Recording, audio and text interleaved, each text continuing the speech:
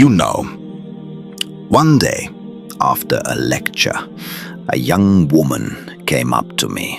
She was in tears, and she said, "I don't know what's wrong with me. I keep posting pictures of myself online just to see who comments. I dress a certain way because I want people to notice me. And when no one notices, I feel worthless. Why am I like this? Is there something wrong with me? Does Allah even love me?" And my heart broke when I heard her. Because this, what she described, is actually a very natural feeling. It's part of our Fitrah, the way Allah designed us to crave love, care, attention, validation. It's not a sin to want to feel seen.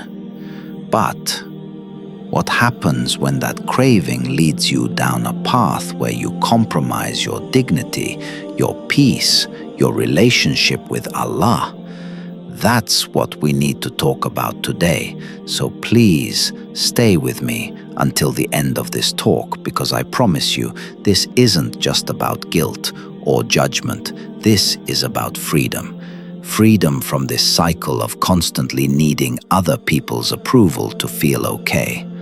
All right, let's get into it. First, let's understand what's happening inside of you.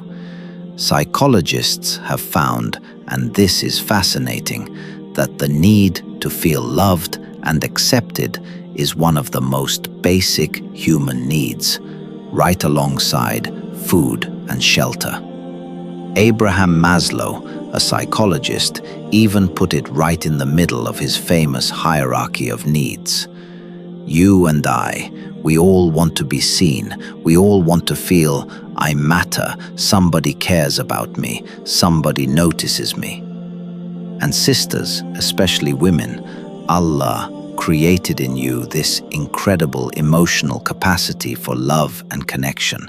That's not a flaw, that's a gift. But the danger is this: when you believe that the only way to feel worthy is to get attention from people, then you're giving them power over you. When your self-worth depends on likes, comments, compliments, or glances, you're basically saying, "You tell me who I am. You tell me if I'm enough." And here's the problem. People are fickle. One day they notice you, the next day they forget you. One day they praise you, the next day they criticize you.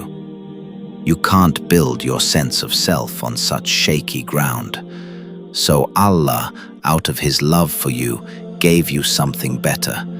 He told you, "Wakafa billahi shahida." Allah is enough as a witness for you. Quran 4:79. He sees you, every tear, every effort, every quiet act of goodness, even when no one else claps for you.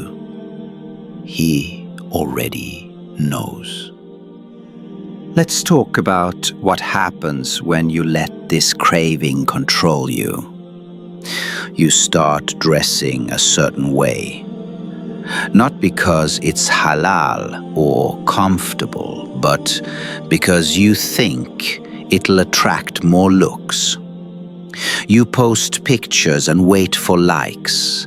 You delete them if they don't get enough. You start comparing yourself to other women constantly. She's prettier than me, she's skinnier, she has more followers, and you feel empty when people don't notice you. That emptiness is a warning sign.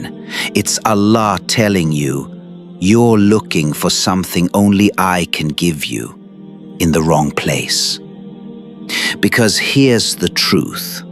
No amount of attention from creation can fill the hole that was meant to be filled by the Creator. When you lower your standards just to get noticed, you don't actually gain love, you lose respect from others and even from yourself. And deep down, you know that. All right. So what should you do when you feel this craving? Let me give you 3 steps. Step 1. Turn your attention to the one who already sees you. The Prophet, peace be upon him, said, and this is such a beautiful hadith, Allah is more shy than a young girl on her wedding night, and He is more generous. When His servant raises her hands to Him, He feels shy to let her return empty-handed. Abu Dawood Hassan, Subhanallah, you're not invisible to Him. So when you feel like nobody notices you, talk to Him. Pray. Cry. Tell Him what you wish others would tell you. When you build that bond with Allah, you'll feel a kind of peace that no comment section can ever give you. Step 2. Surround yourself with people who see your soul, not just your face. Find friends, mentors, sisters who remind you of your worth beyond looks and popularity. People who notice your kindness, your faith, your generosity. Because here's a psychological fact. We become like the people we hang around. If you're surrounded by people who are obsessed with superficial attention, you'll feel like you have to compete. But if you're surrounded by people who value real character, you'll rise to that level too. Step 3. Serve others quietly. One of the best ways to overcome the hunger for attention is to give attention to others. Help someone. Check on a friend. Volunteer.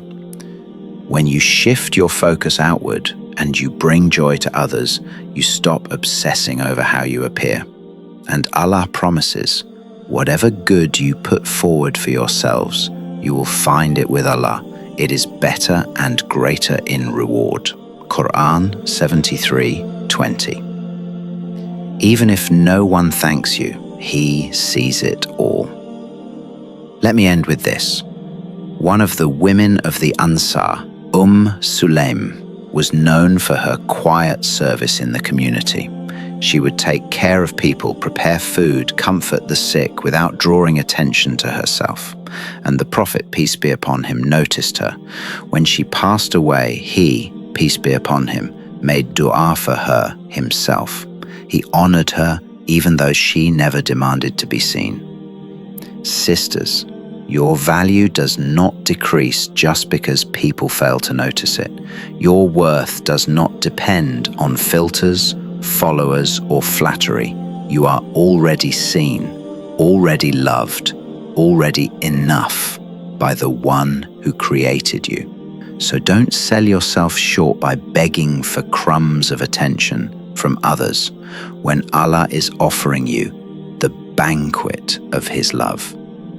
So the next time you feel that craving rise up in your chest, breathe, smile, and turn your heart back to Him, because He sees you, and that is enough. Jazakumullahu khairan for listening. Assalamu alaikum wa rahmatullahi wa barakatuh.